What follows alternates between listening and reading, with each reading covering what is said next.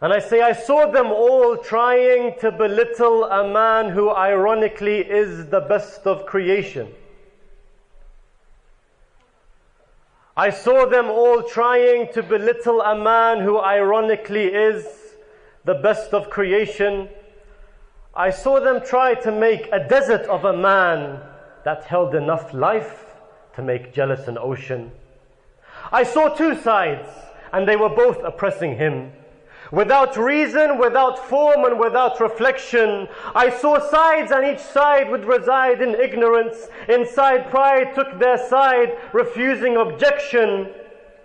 I saw a picture break my heart into pieces, that wanted my heart broken, and in dysfunction, I saw Charlie Hebdo laugh as he hurt Ahmed. No brother of speech, of freedom, no relation. And I saw a black flag that shook the strands of my soul, that placed my beloved's name beside fear and rejection, that beheaded Islam and raped its sanctity, that burnt alive its book and bombed its religion.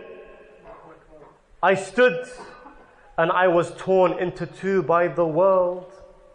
Either they hated me for my love's decision, or they hated that my Islam was not their own, that my daily prayer does not bow to their obsession, but my feet shall never sway, not upon this mere earth. They don't know my Prophet, nor know of his devotion.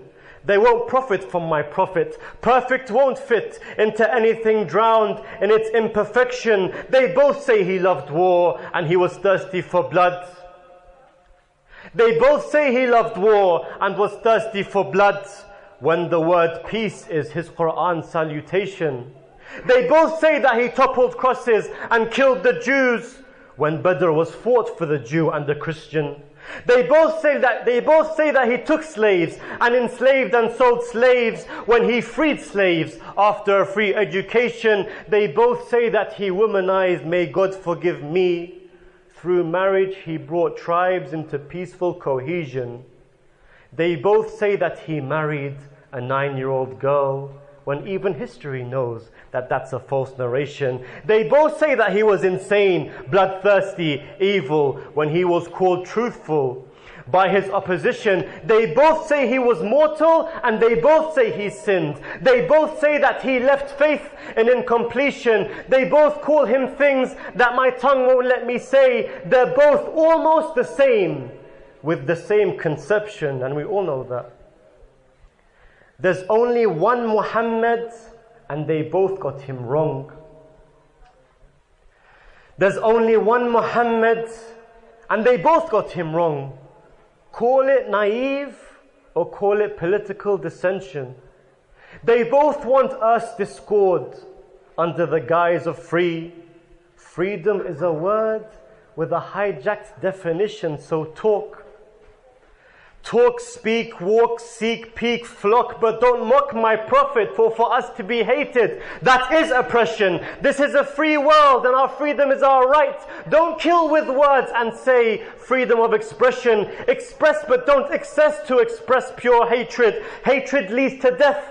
Don't you have recollection? When figures are crushed, their followers are crushed next. If he's hated, I'm hated. If he's hated, I'm hated. Just by extension, my Prophet is me, and we are one and the same. Strike him and you'll see my own body's reaction. You'll see me wounded when you aim arrows at him. So I'll defend him, and I'll defend with conviction. And I'll defend him against those black flags that still wave, that hijack my Prophet and warp his translation, that are not just not Muslim, they are not human. There are animals living that are more certain of salvation. They hold Qur'ans just like donkeys carrying books, not interested in God nor in revelation.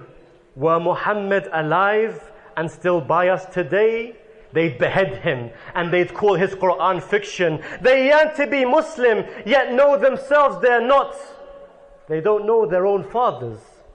They won't know his station.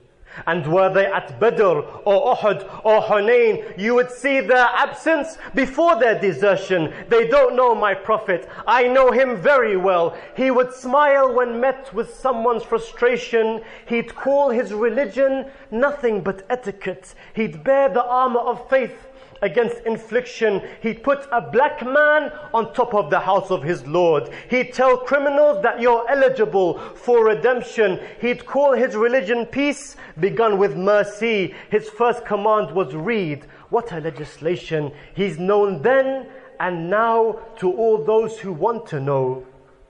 The best, yet the most humble without exception. He lives and I see him every day of my life.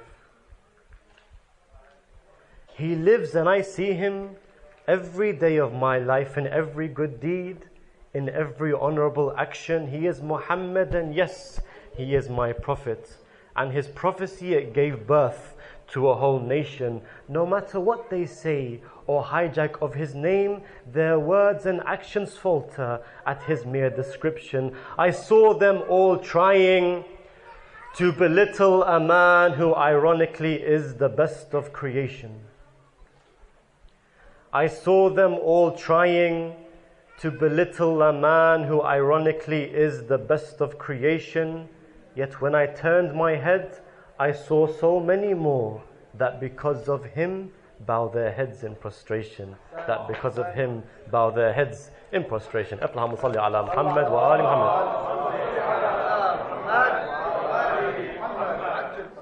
Can I get a second louder salawat, please?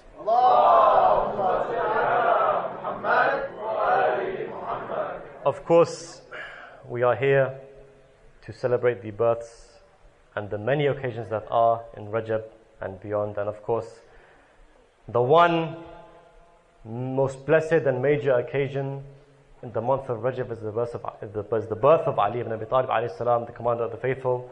So I just wanted to revisit the phenomenal birth of our master Ali ibn Abi Talib alayhi salam. But before I do, please give me a loud salawat on Muhammad wa ali Muhammad.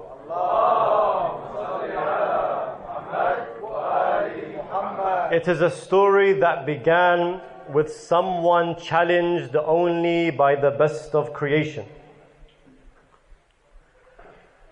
Challenged only by the best of creation, as history itself would attest and record. If you want to know Ali, look at his birth. Only Ali was born in the house of his Lord. To see who God loves, look at their beginning. You'll find love set in stone that can't be ignored. God loved Adam and he also loved Jesus. Miraculous births were their virtue, an award. And when the mother of Moses was pregnant, no signs of pregnancy left men in discord, just like the womb of Ibrahim's own mother to protect him against his own Pharaoh. Nimrud, history never lies, and these aren't debated. The birth of Ali by books is assured. Even in the books of those who place him forth, uncertainty by Al-Mustadrak is reassured. History narrates and the story is clear. Fatima bint Asad by the Kaaba implored, O Lord of this house which was built by Ibrahim who faith in one God restored, by the one to whom I shall soon give birth, by the Lion of God within my womb stored, by the ship of salvation soon born today, which orphans, strangers and the lonely shall board, the ship that shall sail in the belief of you, to the edges of belief, unknown, unexplored, by the one that shall tear the battle in two, yet meld the broken hearts of all those aboard. The prayer of this woman was a weight on the heavens. The prayer of this woman was a weight on the heavens. It shakes hellfire. It shakes the hellfire and pulls on heaven's cord. And if heaven lies beneath a mother's feet, what kind of heaven beneath her feet is poured? Only Ali's mother can crack the Kaaba. Only Ali's mother can crack the Kaaba. It was as if it cracked when God's lion roared. Jerusalem expelled the mother of Jesus, whilst the Kaaba, the mother of Ali, explored. She entered and the walls closed after she did. The elders of Medina around it would hoard. The earth of Mecca itself would shake. Whatever hated one God was broken and flawed. If lies persist that nothing happened at all, by Mecca's reaction, it was over assured. To the lovers of God, it was black and white, and those that were evil made it a chessboard. One prays that those who have hatred towards Ali of such great insanity are one day cured. For the sword of Ali splits heaven and hell. The destination is known for those uncured. For 3 days Mecca had known of a woman trapped into Kaaba, trapped in the Kaaba, and they were thrown overboard. No key would break it, no axe would open it. No key would open it, and no axe would break it. Her prayer broke its wall, yet through it they hadn't bored. For the son of Abu Talib, its wall cracked. For all others, it acted like it was restored. It kept Haydar Ali deep within its walls. 3 days with this child and the Kaaba sword. They tell me he's lucky to be born inside. I tell them to the Kaaba, it was a reward. I wonder if it didn't want to let him go till it realized that Islam needed his sword. It opened its wall and there stood Muhammad.